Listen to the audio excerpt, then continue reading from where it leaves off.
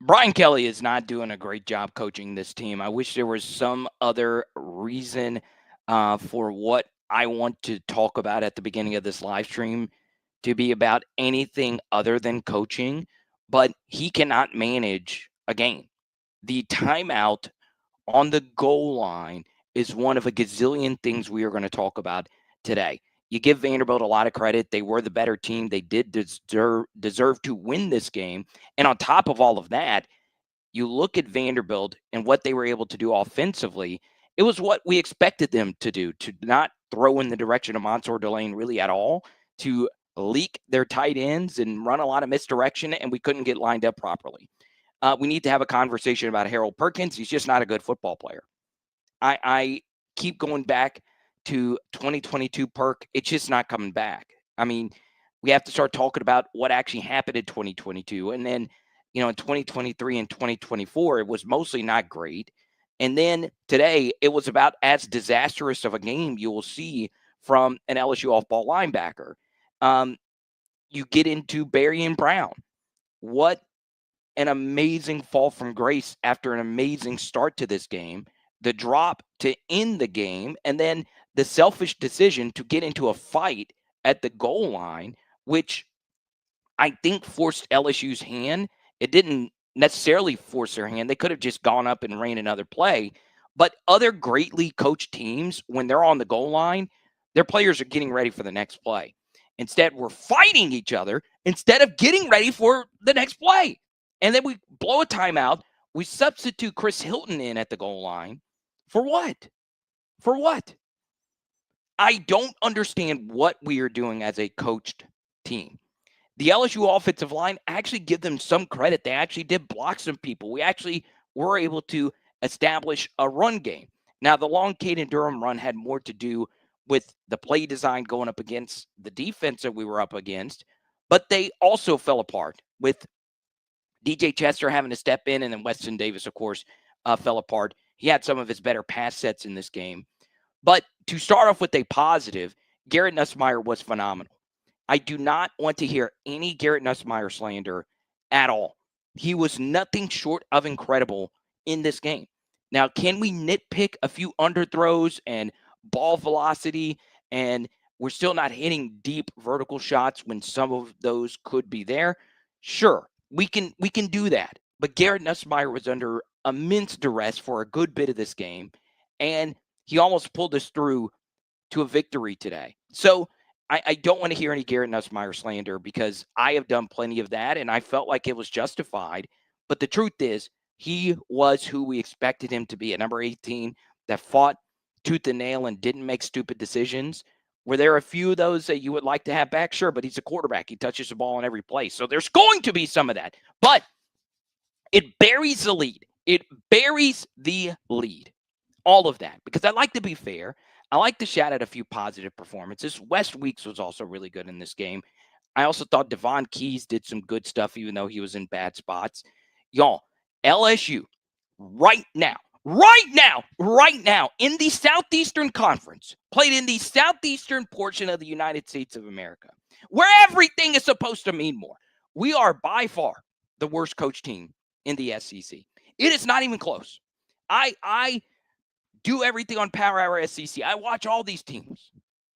There is not a team in the Southeastern Conference that is more poorly coached than we are. This was a disastrous Blake Baker game. Disastrous. And I understand we were at the disadvantage of Vanderbilt coming off a bye week and us not. And that does play a role. And this was our first 11 a.m. game. And you do factor all those different things in. But those are just excuses. Championship teams don't have excuses to point to.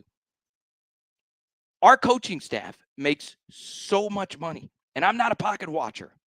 I don't make a fraction of what they make in a day. Okay? But the truth is, we were so misaligned defensively, where the final Diego Pavia touchdown scamper was one of the worst defensive looks I could remember.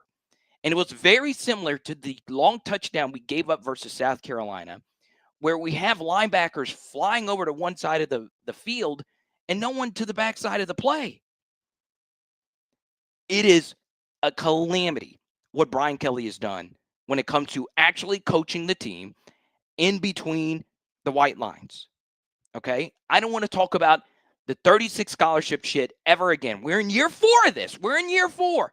It is time to put your big boy pants on and look at yourself in the mirror if you're an LSU fan and say, is this a coaching or a talent problem?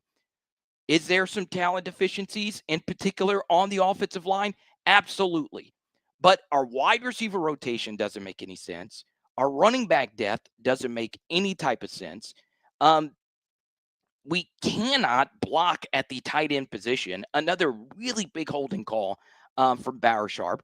And thankfully, we figured out how to use Trey Green. After starting the season with 2 catches for only 17 yards, boom, magic. He's the best tight end in the SEC as a receiver. So we're in a tough spot here because we don't, and I'm just going to say it. I'm going to apologize to every single one of you. We don't know what we're doing. We don't know what the F we're doing. And that's a problem. I would like to know that our coaching staff has an idea of what to do to win games in the Southeastern Conference. I would love that. I would absolutely, positively love that. Because the difference is, if you want to compare this to the Orgeron or the Miles era, is that we all knew it was rancid. We knew that there was some from the head coaching position lacking when it comes to Les or Ed. But Brian Kelly is a college football Hall of Famer who has one of the sweetest contracts in the sport of football, and we can't get timeout management correct. We can't get simple rotational aspects of the game of football correct. What Brian Kelly is known for, which is offensive line and tight end development, it is a disaster now that 3 guys that were drafted pretty highly are gone. In particular, Mason Taylor and Will Campbell. Those were just superstars. Those were anomalies. Where's the development? This is a bad, bad, bad coaching job. Is LSU a bad team? No. Are we an elite team? Never. We're not there. We are not there. The Clemson game was smoke and mirrors. The Florida game, we caught them in a good spot. South Carolina, I don't know what happened versus Oklahoma. We'll see how that all plays out. But, the season hasn't been terrible. To give you a large-scale thing before we talk about the specific plays, and it is a little bit different for me because we do live stream during the entire game now, basically, and we appreciate our partners. Programming note, we won't do it next week for Texas A&M, but we will be back doing it for every other game the rest of the way. It is shockingly bad how poorly we are coached. And oftentimes it's with our best players. Our best players are the ones that are making the big mistakes. Now, Garrett didn't make those mistakes. He was phenomenal, like we've said. But I am perplexed, even with Witt weeks out, knowing what I saw versus Ole Miss, that you would play Harold Perkins every snap when he played as badly as he did today. It's inexcusable. It's inexcusable. I would try something new. He doesn't know what he's doing. I can't tell you how many times we're passing things off, and then you don't hustle on the 4th down play. You don't hustle. If Harold Perkins would have hustled on the 4th and goal run for a touchdown by Cedric Alexander, he would have knocked the ball loose or prevented him from actually scoring. We have got to play to the final whistle. I thought this was a team that was going to play to the final whistle, and some of the guys do. Some of the guys do. They do. Okay? I'm so sick of this. I'm so sick of this. Okay? But here we go. Let's start with Jason. Big super chat and a membership. Good to see you. Brad Davis and Joe Sloan could stay there. Yeah, I think there's going to be changes at both of those positions. Patrick says if we keep Brian Kelly, we're not serious about winning. He's staying. Like I said a couple of weeks ago, Nuss just needed a little bit more time. Great game from Garrett Nussmeier. Carter, we can cut the BS, find the buyout, and fire him. Stop. He's not going to be gone. I think that would be a little too rash knowing what the buyout is. If the buyout was lower, yeah, sure. I don't even want to think of the transfer and decommits at the end of a possible 6-6 season. This is a type of season that sets programs back 4 years. I strongly disagree with that. We're winning enough. We're showing enough to where I don't think you will have a mass exodus of players or coaches or any of that. All right, the guys that want to stay and want to be retained by Brian Kelly will stay. Okay, let's go to Michael D. I'm just done with Brian Kelly. I don't understand when will he be held accountable. This was a poor game for BK. We just simply cannot get lined up correctly. It's so much of it is just getting lined up correctly. We can't catch the football. We can't. The Xavier Thomas drop was big, but he made up for it with the ridiculous run and catch. I feel bad because I want to be as positive as I can with LSU as we progress through this live stream. But that was a ridiculous play, and a lot of it was Garrett Nussmeier. And Xavier, did a lot of the heavy lifting. All right, we get to Jason here. Jason says, if you fire Brian Kelly, you would say bye-bye to the NIL fund. Yeah, that's a 40-plus with a lot of these big buyouts, there are some things you can do to lower it, but it's just not going to happen. Jason says, fire Kelly, say bye-bye to the NIL fund, and you'll lose Pickett. Yeah, I'm not in favor of that. Mr. B, thank you for the super chat. We really appreciate you. But I will say, if there is another coach game like this one, and we get to Jason first and goal and you want to throw it, well, it worked. So it was a really bad penalty by Donovan Green. And we're big Donovan Green fans. We have said plenty of times that he should play more. It's just he's coming in cold off the bench, and he commits a false start penalty. He still shouldn't do it. It's a play that's being run to the opposite side. So that's the thing, though. When you're in a spot, okay, so I'll break that down. And we'll do, and we don't do this too often, but this was such a big portion of the game. Now, does this change the outcome of the game? I don't know. I really, really, really don't know. All right. So, Caden Durham, this was a tough game for Caden. There's going to be a lot of people saying we should play Harlem Berry more. Some of that is justified. Harlem did some good things, but Caden Durham gets sucked up from behind, pause, and we get a handoff up the gut. All right. Not the best block from Trey Green, not the best blocks across the way, but Caden still has, once again, I don't have my end zone copy just yet. There's still room for him to get this done, but he goes down here relatively easy, okay? Should he have scored here? I really don't know what happened. It's a very weird play. Did he slip here? I think he just slipped, honestly. That would, whatever the case may be, okay? That's not the big thing about this, all right? So this is the thing that we keep going. This is probably what you guys want broken down the most from the Brian Kelly coach game that you just saw. So he slips. We're short. So why is Barryon Brown doing this? What is the point in getting into a fight? All right. So the truth is, in a first and goal situation, or just in any situation, anyone that has simple football IQ knows that you just get ready for the next play. You just get ready for the next. You're a year 4 player. If you're a true freshman, that's one thing. And this was one of our criticisms of Barryon Brown. If you watched him closely at Kentucky, he would have some hothead moments.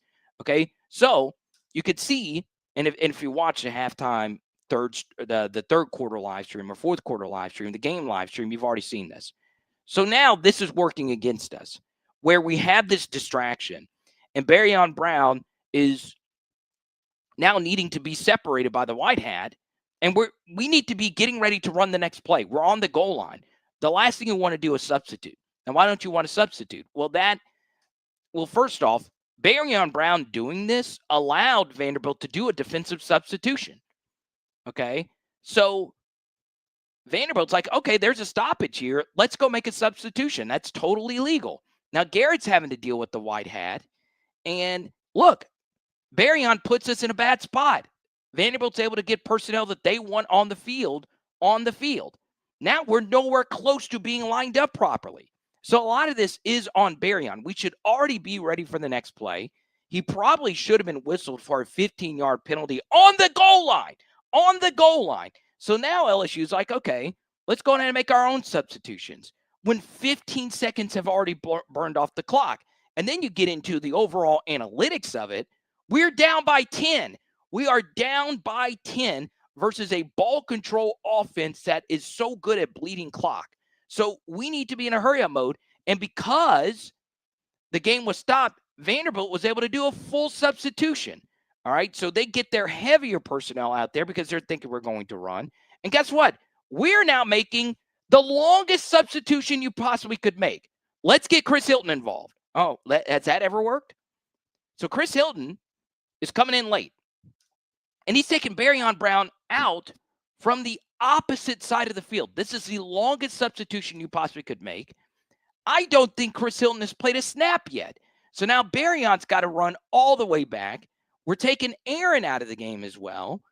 We're making a late substitution with Aaron on the goal line. On the goal line. I can understand if you're substituting freaking Mike Allstott into the game, but no, slot wide receivers. So now, because we make a late substitution, this is what could have happened. Since we made such a late sub, the ref has to stop and let Vanderbilt make their own late subs. We only got 10 guys on the field, by the way. You notice that? 1, 2, 3, 4, 5, 6. Right there. 7, Hilton.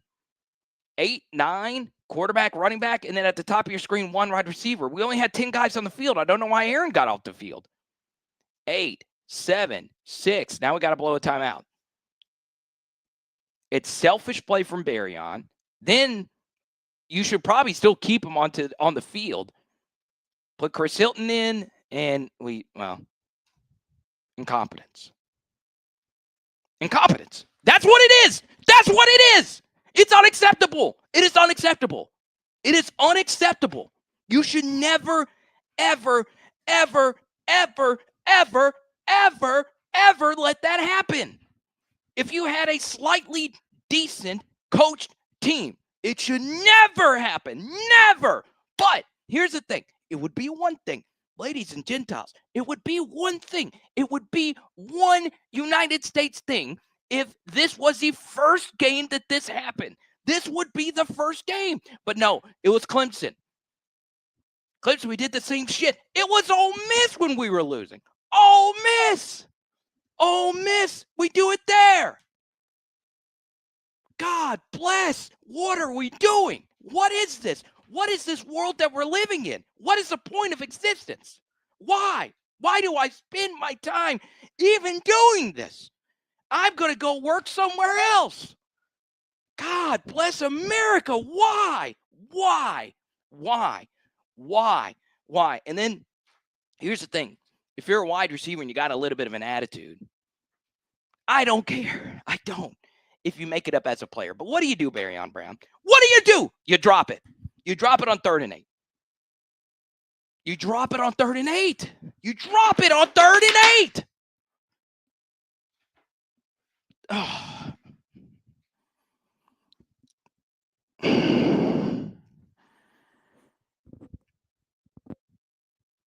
3rd and 8. You drop it. I would love to go to a position group meeting on this team. I would love to go. What do? I guarantee you, instead of iPads, we're on the Etch-a-Sketch, drawing horses or whatever the hell. We're not actually studying what basic football IQ would tell you to do. Why? Why do I give a shit? And my AC broke again. My AC's broken again. I changed out the filter. Can't even get the AC right. Is Brian Kelly managing my air conditioner? What kind of HVAC system is that? I thought I was just sweating a lot because I'm a hairy slob of a pig, and I went for a run this morning, and I still look like an albino walrus at the end of it. And what happens? Air conditioner broke. Perfect time, because I am in the middle of hell right now. I am in the middle of hell. And I understand we get all these different excuses. We need to do the right thing. I will not play the Brian Kelly press conference because I don't want to throw my laptop into an erupting volcano full of electric eels and molten lava, which is what I would do if I played a Brian Kelly press conference during this live stream. Oh my God, dude. There's so many coaches on the staff that are making $750,000 a year. $750,000 plus a year. That is a life-changing sum of money. Life-changing.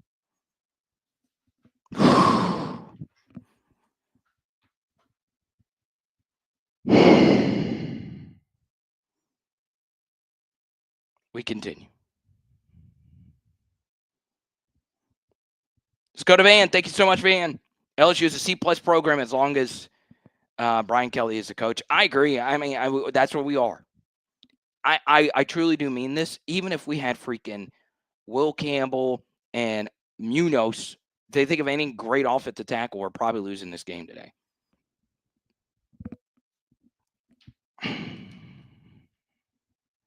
Coaches considered during the last head coaching search. Mel Tucker, Billy Napier, James Franklin, Jimbo Fisher. So, yeah, this might have been the best of the bunch.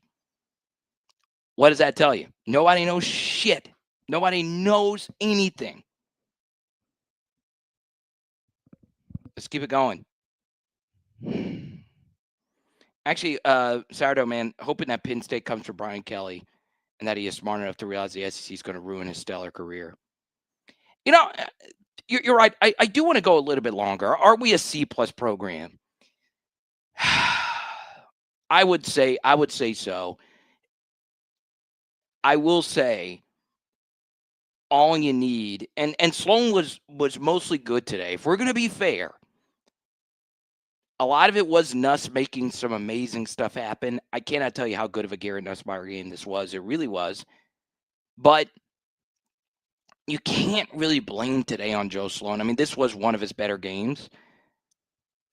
One great OC hire can change things really quickly. All right. I am, and I'm just going to say it. It's time.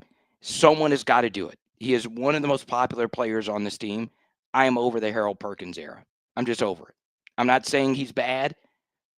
I'm not saying it can't work here. It's just the idea that he is an every down player goes against all logic of how Harold actually worked when he was at his peak. I would not be shocked if we played him on every play again today. And we played him on every possible snap versus Ole Miss. So it's not just a Whit Weeks thing being out. All right, he's kind of in a different sort of position group anyway. It's time. It's time. I'm interested in making a few big changes on defense, not having him as an every down player, and then putting the green dot on someone else. All right, the green dot communication is way more important on offense than it is on defense, where, of course, the green dot is the quarterback. Now, I don't know for certain that Harold Perkins had the green dot. I probably should have looked. But that's a very important communication, and normally Harold's not the one in the middle making all the checks. So we have him. If he is the one with the green dot, that means he has communication in his ears up to 15 seconds until the play actually is run, and he's still constantly way out of position. And here's the thing, especially on defense, it is so hard to know whose job is whose. But go back to the Ole Miss game and go back to this game. The direction where he is lined up is where the big plays are run.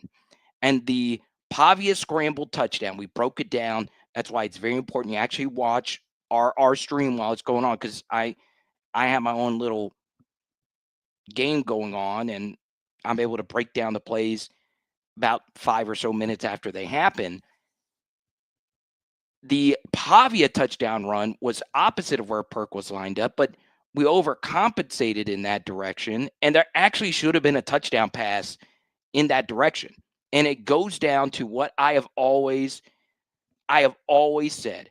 When it comes to defense, the offensive talent is too good in the modern game. 7-on-7 camps, all these receivers are good. Okay? These quarterbacks are so good. just make it hard on them.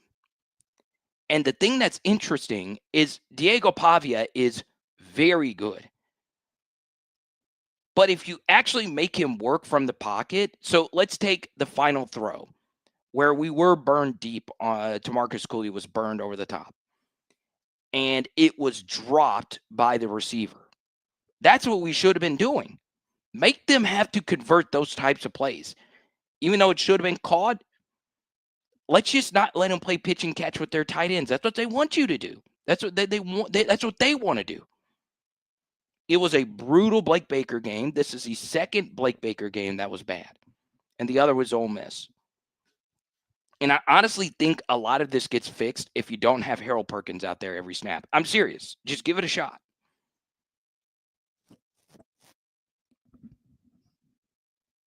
Okay? And this isn't just a Perk thing. Our run fits were off. We had a few instances to make tackles on Pavia. It's really hard to do it in the open field. Our defensive end room was really depleted with no Jamari Butler and no, obviously, Relaford, which has been a few weeks now. We're playing Carpenter more. We played C.J. Jackson. A lot of you are probably hearing about him for the first time, number 14, a year 2 player out of Georgia. And we were playing a lot of different guys. And our defensive line, I think overall held up fine on just like simple runs with the running backs. But that started to wear as the game moved on. Our defensive backs are really good in this game. It was another good Halsey game, another good Delaney game. He's doing what he's doing. And that's the thing is you do begin to wonder how much of what we have done defensively is it just our stars propping up this unit? Because Witt probably takes a touchdown or so off the board from Vanderbilt.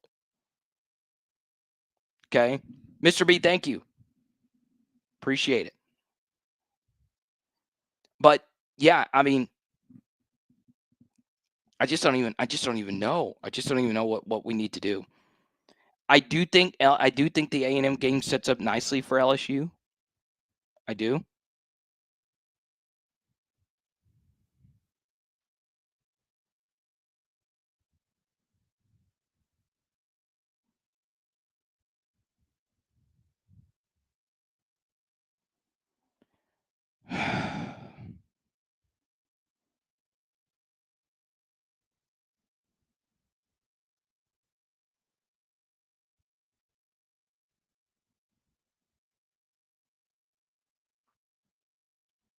Let's go to a few comments. Former players.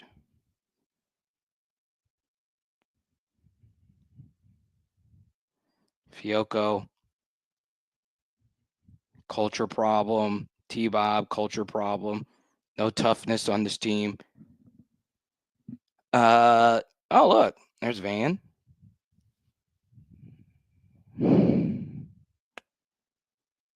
It's a problem. I normally play some BK audio. I don't know if I can do it. I don't know if I can do it, y'all. I don't know if I can do it. It's okay to admit, and you could still be a fan. You could still be a fan. All right. It's okay to admit he's not that good. He's not as good as he was at Notre Dame.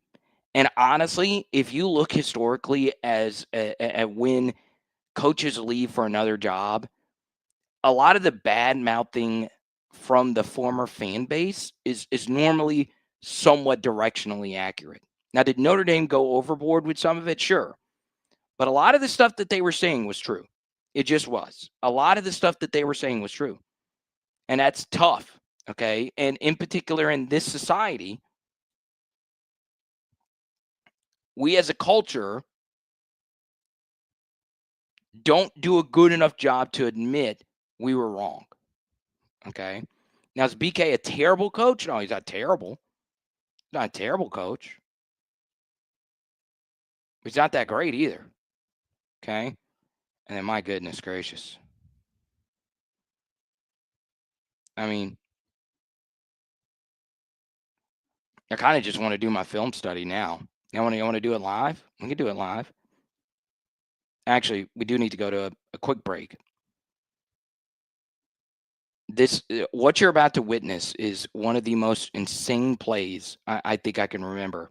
And that's coming up right after this. Are you missing that sweet swing? If pain is holding your golf game back, you must check out the full simulator at the Lafayette location of Laborde Therapy Center. Yes, Chase and his team built this simulator to go along with a full set of programs catered to your needs. Yes, this entire team at Laborde Therapy worked hard to fix that back, your elbow, shoulders, wrists, knees, toes, it doesn't matter. At their Lafayette location, 337-981-4053. Call today. But what if you don't golf? And what if you don't live in Lafayette? No problem. They fixed anything therapy related. Book today, LabordeTherapy.com, with locations in Carencro, Youngsville, Morgan City, and Crowley. LabordeTherapy.com. PHL Nation, it's time to lock in and get serious really quickly with our friends at Fortified Gulf Coast and FortifiedGolf.com.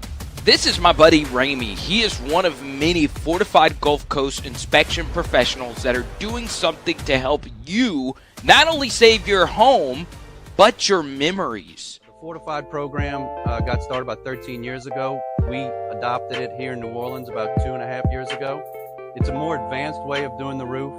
It adds an extra layer of protection, whereas even if a hurricane was to pull the shingles off this roof, water will still not get into the house. So yes, your establishment is important, but what about the things you can't replace? That family scrapbook or that painting that's been handed down from Meemaw to Papaw and to you. It is important to protect that today with Fortified Roofing. And while this seems like a priceless asset, did you know it can actually save you on your homeowner's insurance up to 37% if you are in South Louisiana? Just call the number 504-444-7563. That's 504-444-7563, or visit FortifiedGulf.com. That's FortifiedGulf.com. Let's go.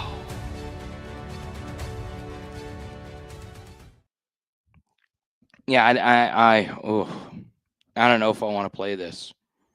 I do want to advise you, and this is true.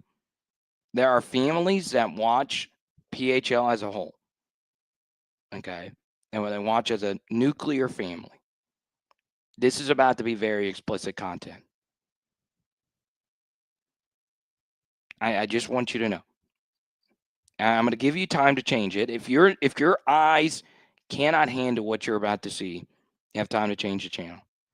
Let's add a Team Palmer. Everybody, welcome Team Palmer to the channel. Oh, look, you're smiling here. I don't know if it's both of y'all sending the super chat, but welcome to the channel. I wish I was in a more jovial mood. Y'all welcome Team Palmer.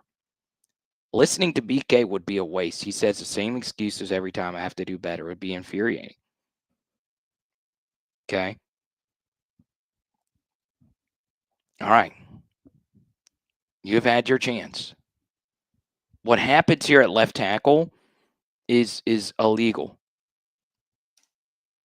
We'll go ahead and run this beautiful bean footage.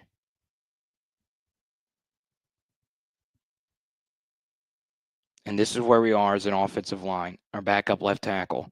Once again, backup.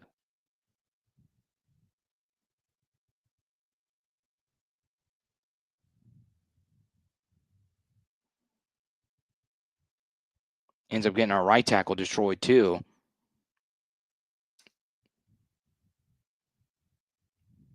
To make matters worse, who is even open on this play?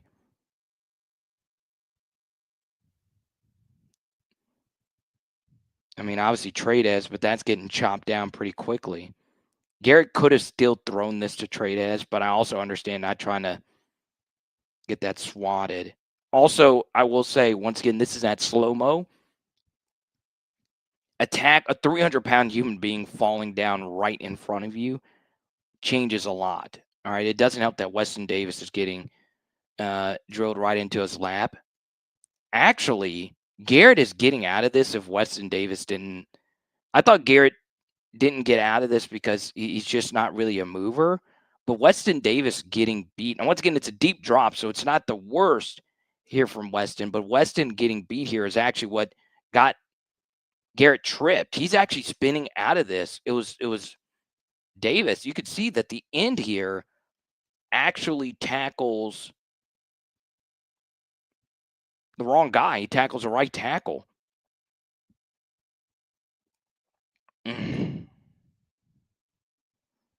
Also, if you're just joining us, there was a massive missed intentional grounding, and we did not have the wherewithal to point it out to the referees. We might have, the cameras might not have shown it, but this also happened versus Ole Miss. We have a dead sideline. Our sideline's dead because someone should have at least pointed out to Brian Kelly that's intentional grounding. It was Pavia, threw the ball directly out of bounds. It would have forced them to burn a timeout because it would have been classified as a sack. It also would have pushed them back on field goal range, and they won the middle 8 because of it. So they kicked the field goal, add the momentum going into the half. Then they get the ball first, and that was a 10-point swing, and they drive down and score. All right. Now, once again, I pointed out the shortcomings plenty of times to DJ Chester.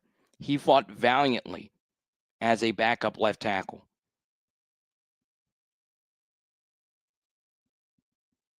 But man,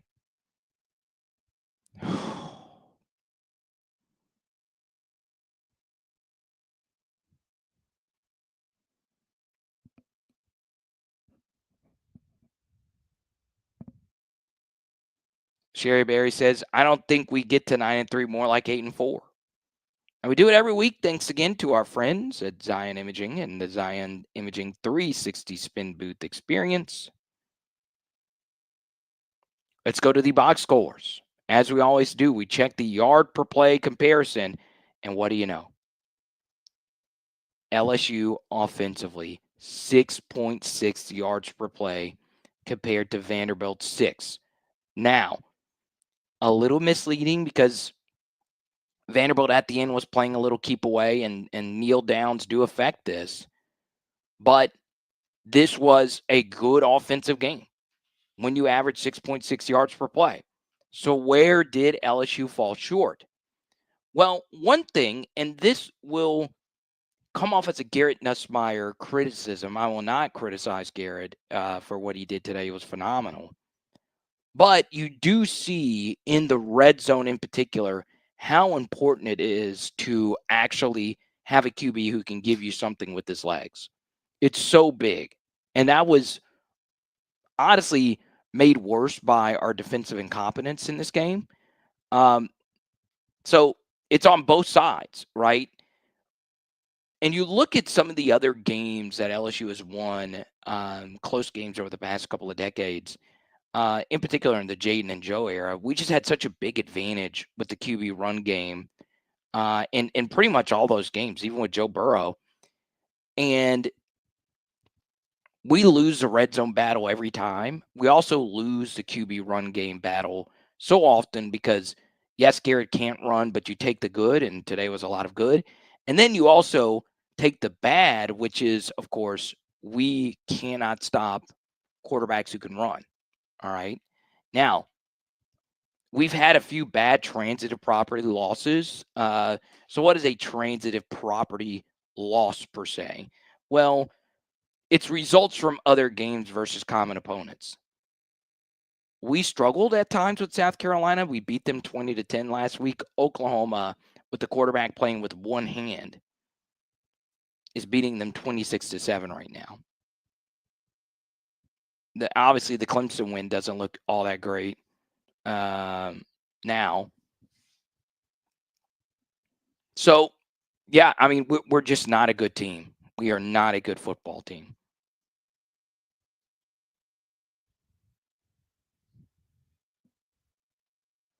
So we continue with the box score numbers. Big game today from Harlem Berry, 11 carries, 55 yards. Caden Durham, 7 carries, 59 yards. Man, Caden Durham last year is housing that touchdown, though. For him to get sucked up in that spot was very, very, very interesting. He's not fully healthy. And then we get to the LSU receiving, and Caden did favor his ankle a little bit earlier in the game. Another big game for Trades Green, 5 catches, 74 yards. All right. So this will get clipped as me hating. All right. You want to know the sign of a bad football team? It was Trades Green's touchdown. Okay. Ridiculous throw from Garrett. All right. So they brought in all-out pressure. We had Trades Green on the delay leak. I'm glad we were running more of those plays. It's been one of our better plays. It's everyone's best plays, these little tight end leaks.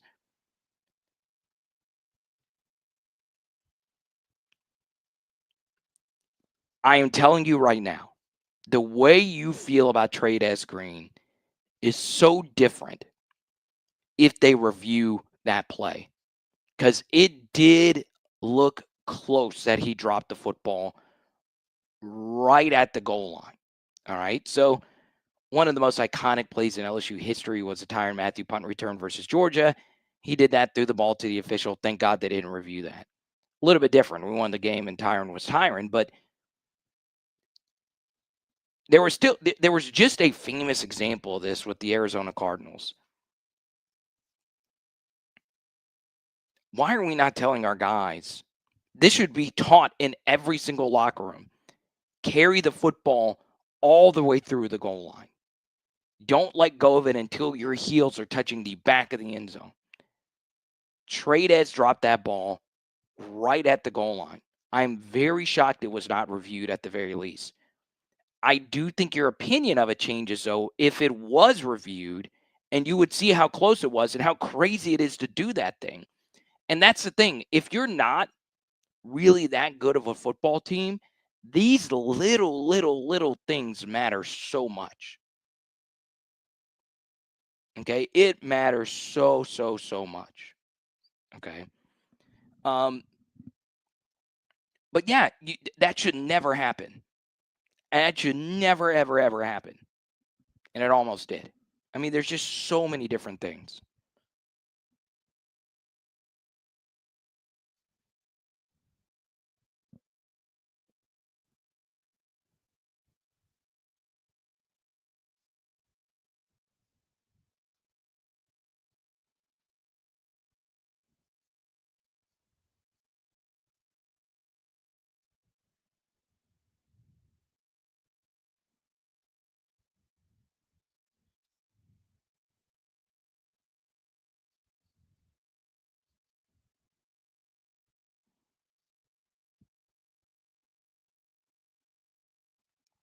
I will also tell you that LSU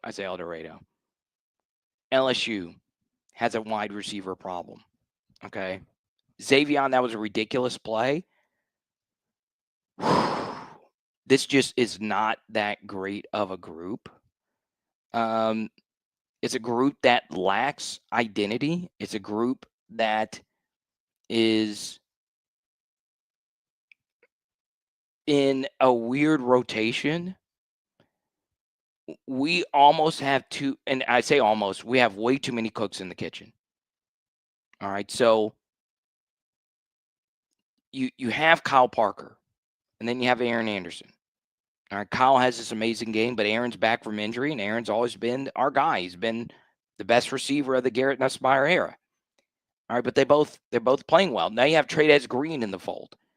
Well, it's kind of hard for all of this to work because Trades Green is not a tight end. All right, so you have him at a tight end, but you kind of have to use him as a receiver. So now you're having to play Bauer Sharp more because you want to have a tight end on the field where you're technically in 12 personnel, but you're really in 11. Then you have Barryon Brown, who was bad today, atrocious. You had Xavier Thomas, who gave you a ridiculous play, and then also a bad drop. Then you have Chris Hilton, who is mostly playing special teams. And then randomly on the goal line last week, this was something I didn't bring up in the live stream, but it is something. So the Garrett Nussmeier fumble at the goal line last week versus South Carolina was weird because out of nowhere at the goal line, we decided to sub in Destin Hill. For what? Just to get him some playing time? So we have a gazillion wide receivers. A gazillion. We have 4 or 5 other scholarship receivers who you can make a case could play. And then we don't talk about Nick Anderson, who got a really good NIL check to come here. Now, how much he got paid is of varying degrees of reports, I guess you could say. But, man, what has he been to this offense? Kind of a non-factor. Guys aren't getting open. Now, some of it is scheme.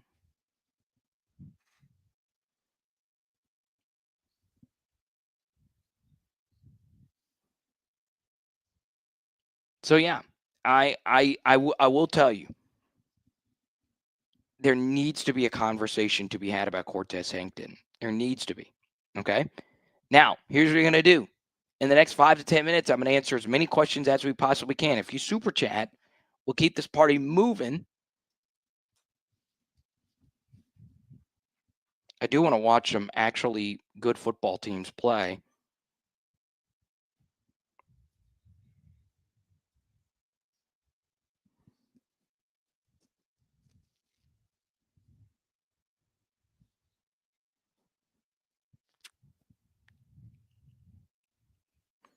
Yeah, we do have Flage.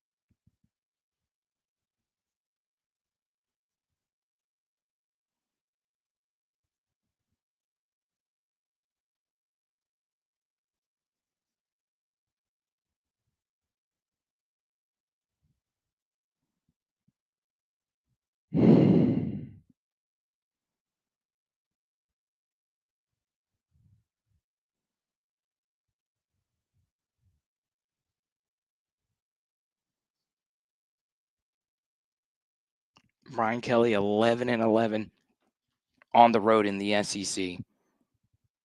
Oh, yeah, we did, Brian.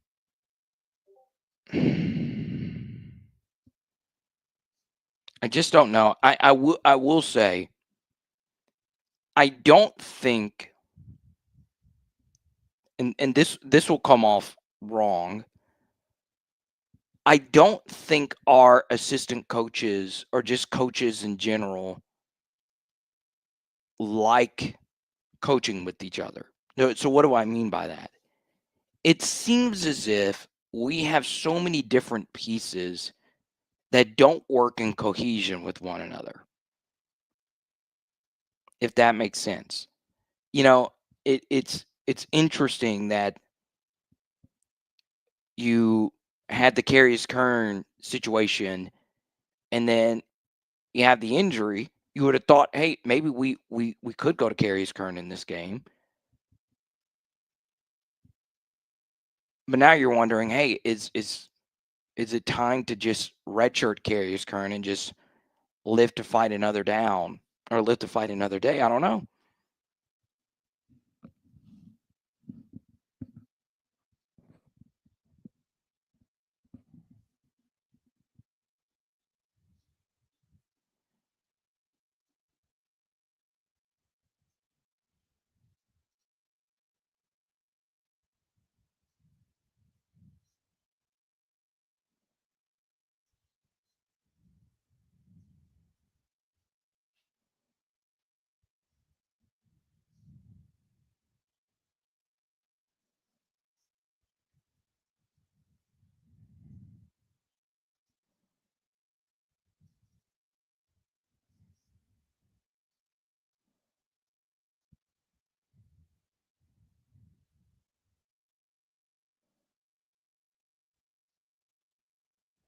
Vanderbilt played Colin Baton Rouge.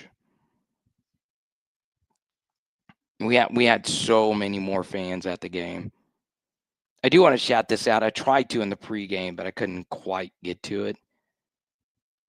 And we'll get into a little bit more breakdown. But so I joked around. I didn't think this one actually happen.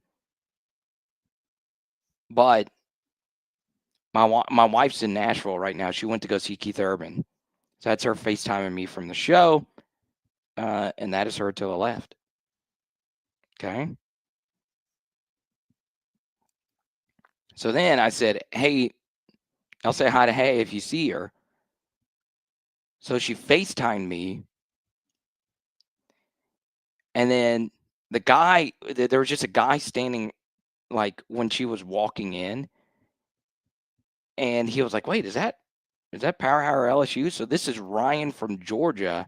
I don't remember his friend's name. That's cool. I appreciate the PHL Army out there. Just to share some positivity before I absolutely rail into this again.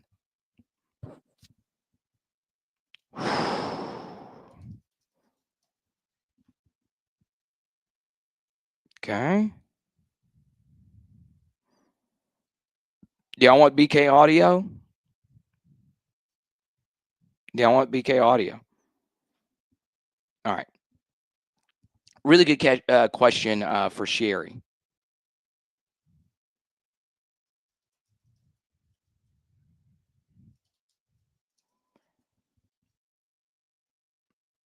Ask Carter.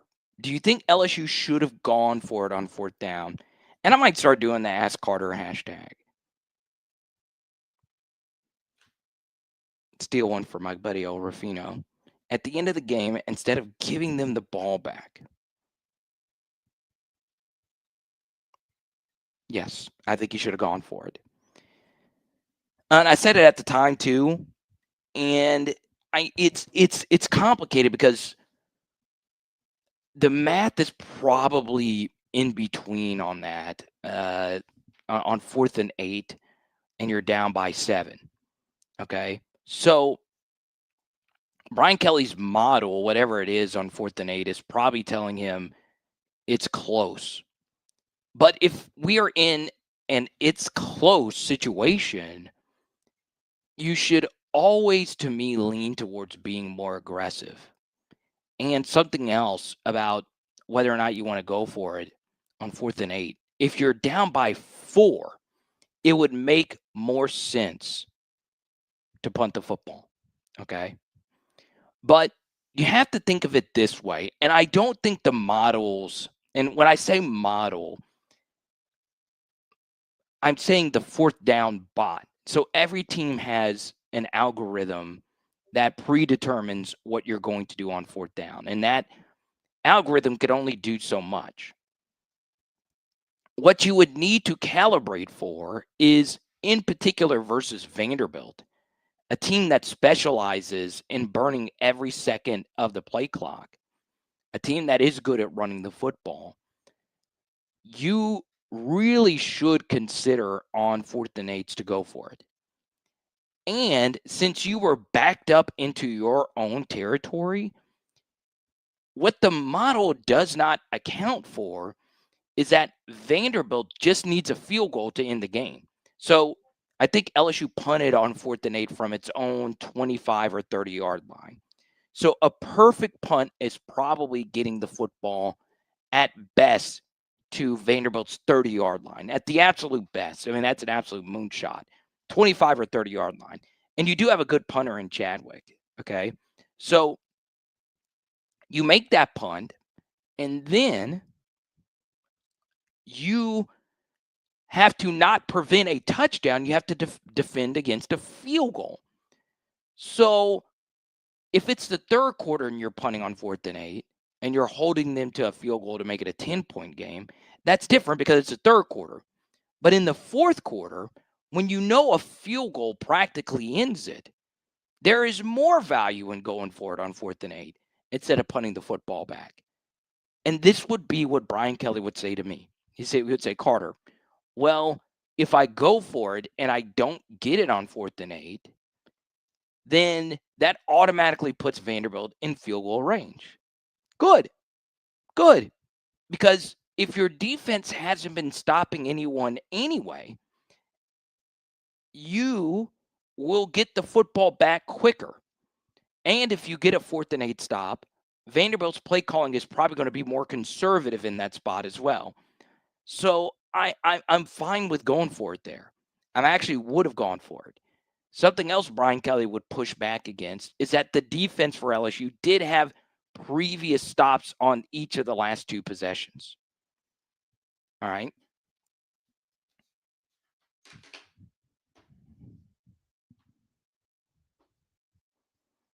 But what happened to all the other possessions? You had one other stop, and that was because West Weeks went Super Saiyan.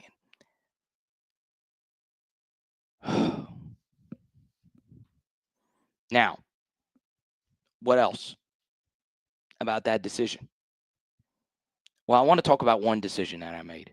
So a few years ago, and the reason why I bring Haley up is that she was in Nashville and staying with her parents.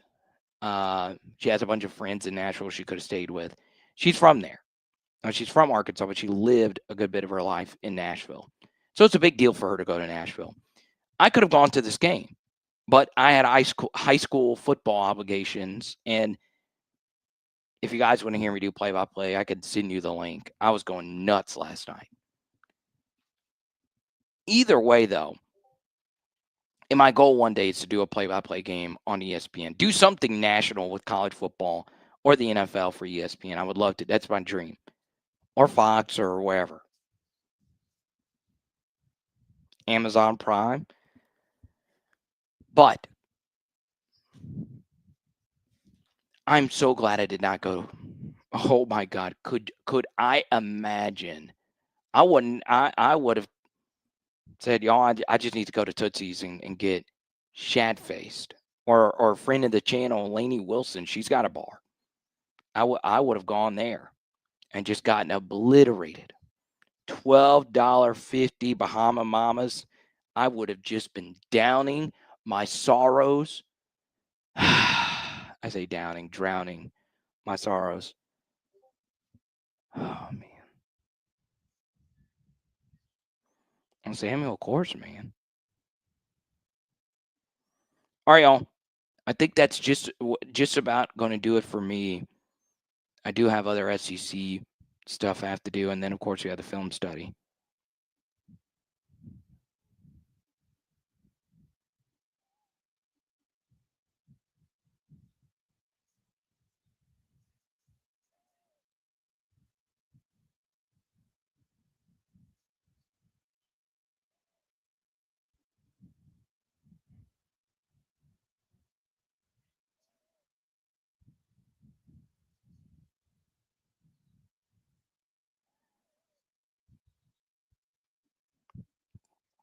God bless.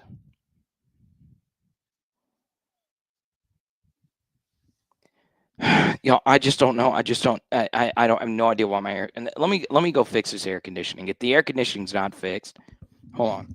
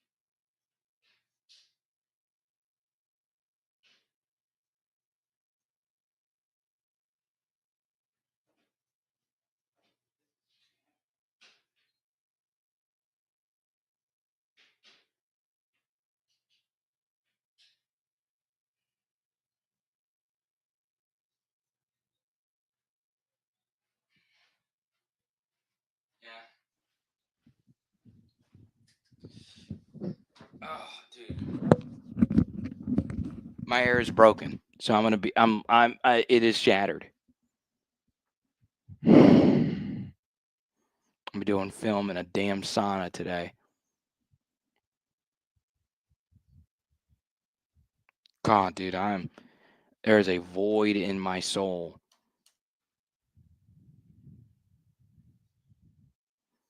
That will not be filled anytime soon. I just don't even know what to do with myself.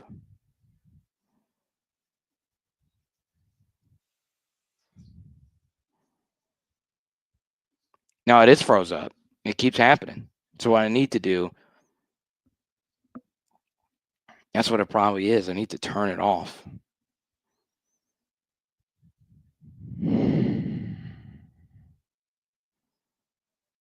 All right, let me go turn this off. I do have one more thing I want to say. Let's go!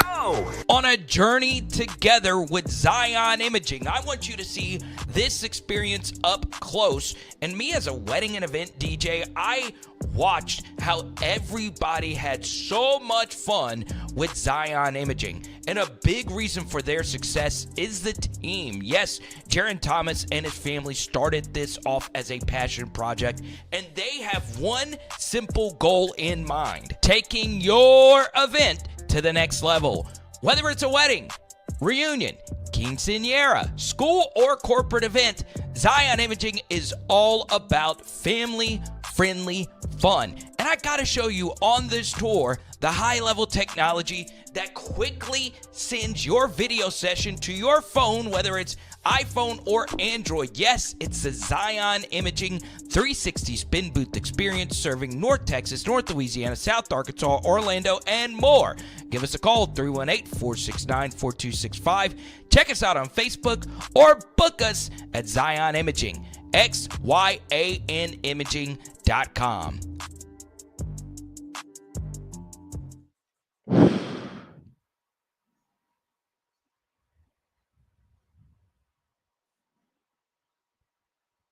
Marcus Freeman or Lane Kiffin?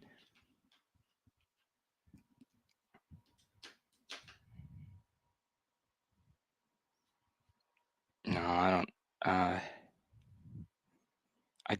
You have, and we talk about this all the time on PHL. You've got to factor in price.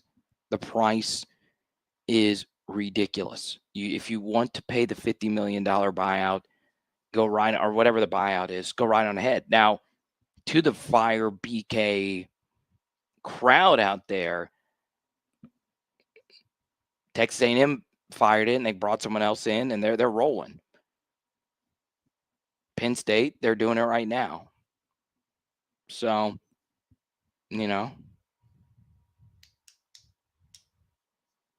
please, no Urban Meyer. God bless. I don't know why his name keeps getting brought up. I don't think Brian Kelly doesn't care. I think he cares. I don't think I could get there. I mean, he's got buy-in as well.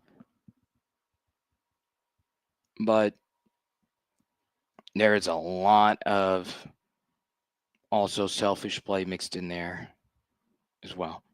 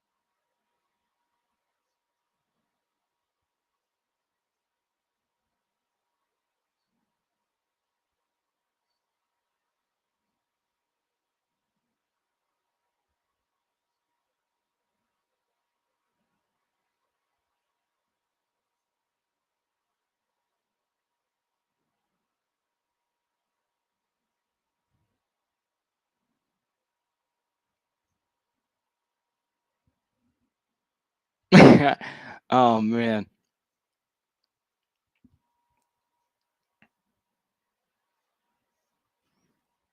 Let's go to Sibley. It is different, though. To Sibley's point, it is different. I don't think it's a be all end all because obviously Saban's from the north, but it is a little bit different now. So I do think so. Jaden Daniels, whiskey. No, he's not coming back. Denbrock's good. Yeah.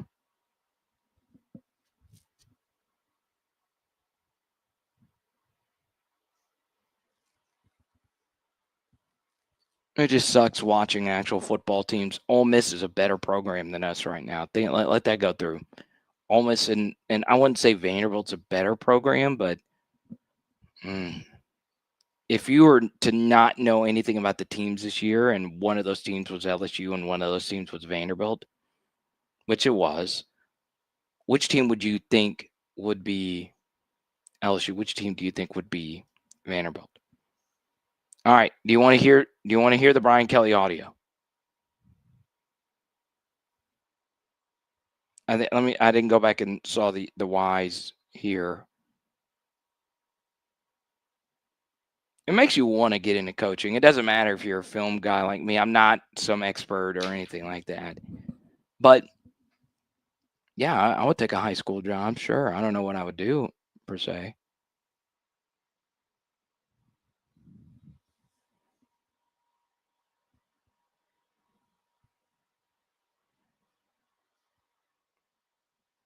I could play some BK audio.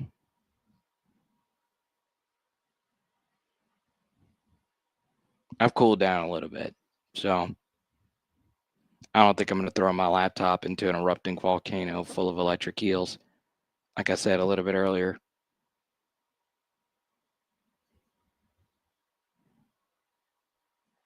We'll get to a super real quick, though.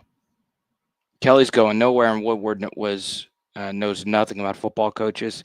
Kelly, Jimbo Fisher, bring in Dan in as a consultant and hire assistant coaches for Kelly.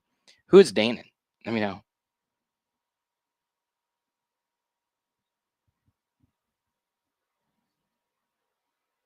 All right. Here's the head football coach. Yeah, a disappointing day, obviously. I just told our team, we had opportunities. We didn't cash in on them. From an offensive standpoint, we had 3 opportunities to score that were field goals. And look, our guys know we were playing a team that was going to make it very difficult for us to possess the football. We had 3 possessions in the first half. So it's like playing triple option. And we did not play well enough on either side of the ball to be the better team today. And Vanderbilt was the better team today because they executed at a higher level. So when you look at it in its totality, defensively, not enough stops, and offensively, when we had an opportunity to score touchdowns, we had to kick field goals, and that was the difference in the game. Coach, with Vanderbilt's offense, how are they able to sort of manipulate you guys defensively throughout the day? Well, I go back to what I said. It's when you play an offense like this, it's the details and being in the right place and having eye discipline, making the plays when they come your way is paramount to slowing them down. And we just didn't do a good enough job on the details when it came to trying to defend this offense. Coach, you had 2 possessions late in the game with a chance to drive and tie it, and I think you went 3 plays and out each time. What did you see there? Well, we had the big penalty, obviously. We had the completion for a first down, got a holding penalty on that one. And so, again, the offense had mustered, some things offensively that we had been lacking. But when our defense made a couple of stops, we couldn't turn those into positive possessions. And obviously those 2 in particular, but more importantly, it was cashing in on first and goal from the 1. I mean, you got to score a touchdown there. I mean, that to me is, we jump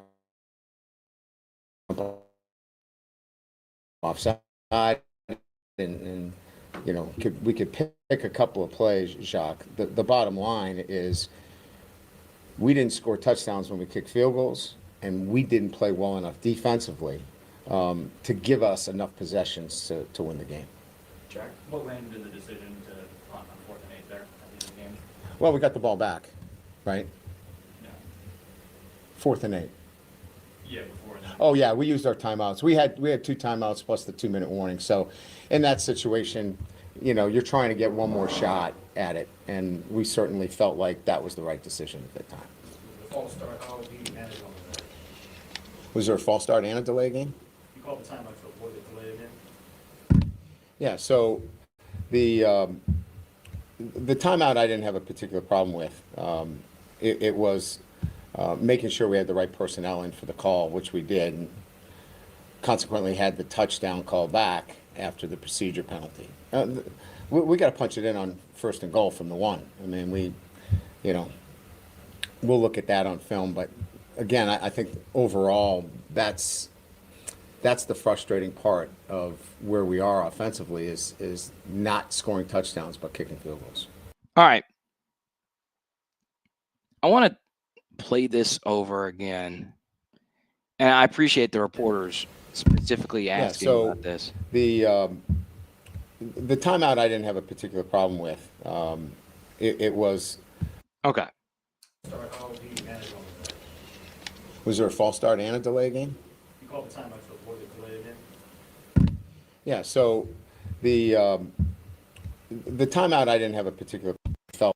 Oh yeah, we used our timeouts. We had 2 timeouts plus the 2-minute warning. So in that situation, you're trying to get one more shot at it, and we certainly felt like that was the right decision at that time.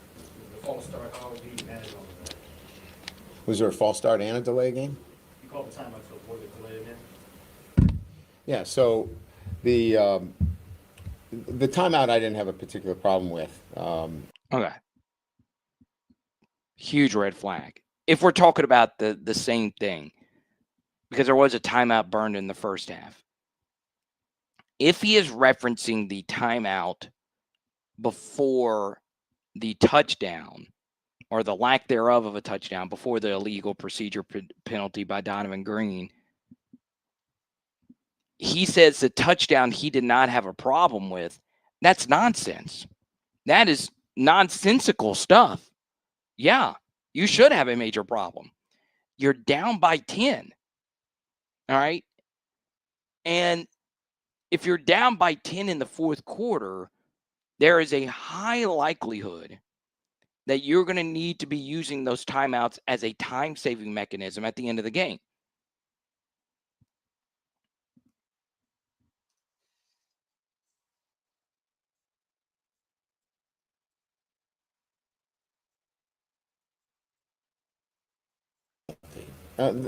We got to punch it in on 1st and goal from the 1. I mean, we'll look at that on film, but again, I think overall that's the frustrating part of where we are offensively is not scoring touchdowns but kicking field goals. Corey?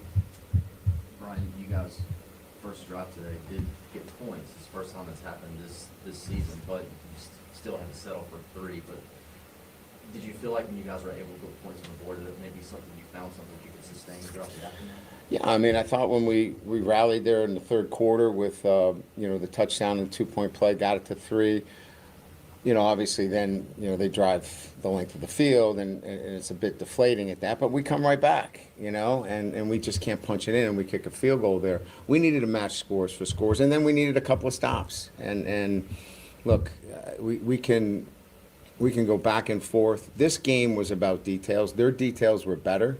And we had a plan for Vanderbilt's offense, and we didn't execute it to the highest level. And then from an offensive standpoint, there were some good things there, but again, I think the thing that stands out is not scoring touchdowns when you have an opportunity.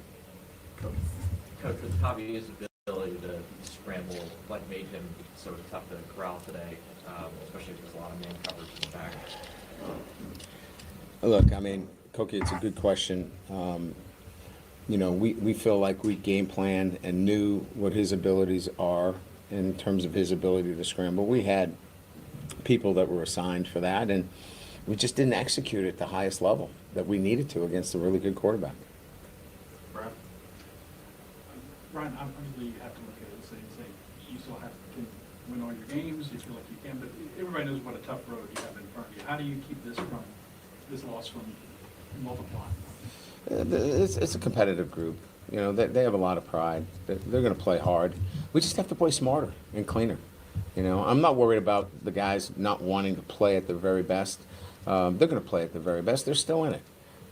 They got Texas A&M at home.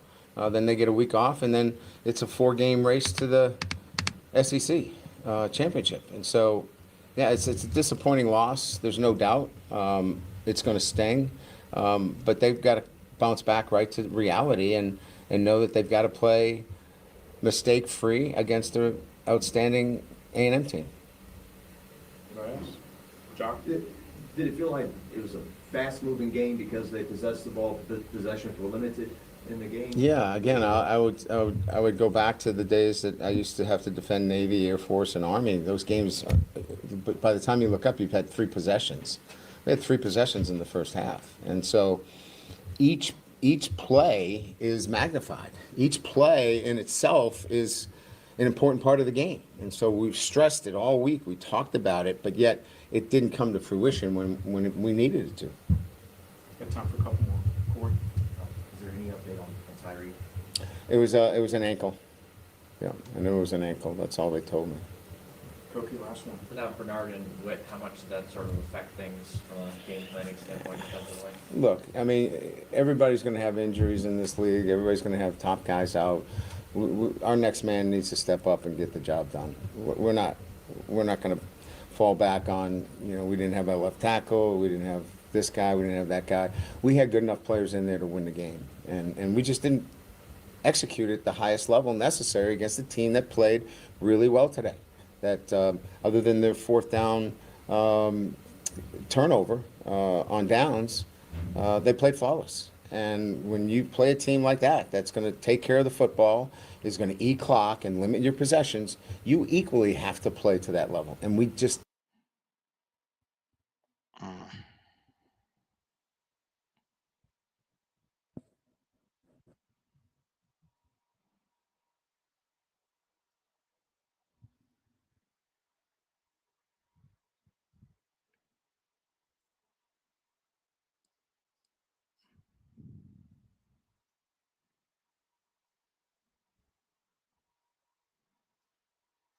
God, QB run game is so big in the red zone. We've seen it in this Georgia Ole Miss game. In the college game, it's so big. And once again, you can't really say too much about Garrett in this game, knowing that he played so well. But Brian Kelly kept going to the red zone.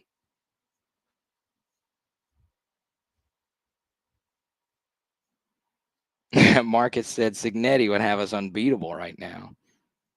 Wow, it's $11 million. You want to do it? You want to do it? No, he's not leaving that job. He gets $92 million guaranteed if they said, look, we're going to fire you tomorrow.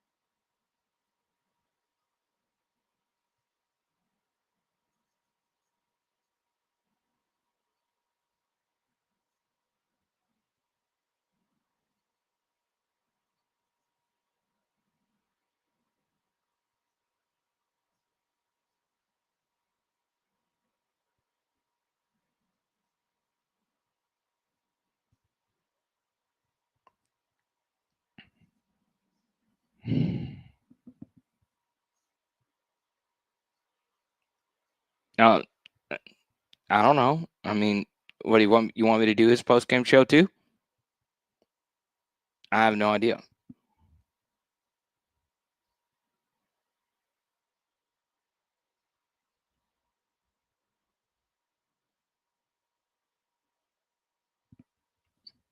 LSU is going to the Bowl. Well, they're at 5-2 now.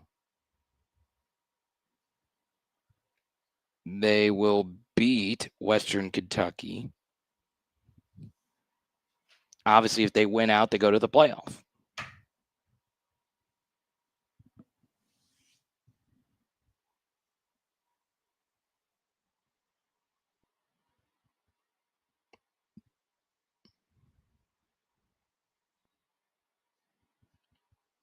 See, I'm watching Ole Miss play. I love that when the play is over, they're just going on to the next play. I understand we want to do all that first down shit. Just get ready for the next play. I don't care if you do it quickly, but go get ready. Think about what's next. We were terrible at that offensively. It's like a big play, and then, all right, let's regroup, get together, hang out, play patty cake.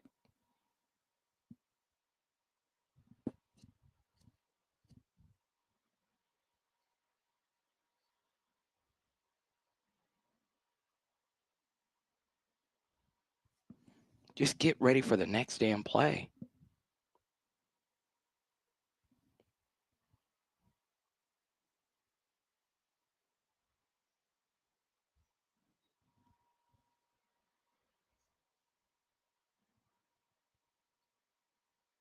All right, y'all. That'll do it for me. Shout out to all our super chatters. Peter, Team Parker, Mr. B, Sourdough Man, Stutza, Van, Mr. B, Jason, thank you. Patrick, Benny, Rai, Michael, and Jamie joining the membership. And I want to shout out this name. Sent me a Venmo as well. And his name is Ephesial Dillon.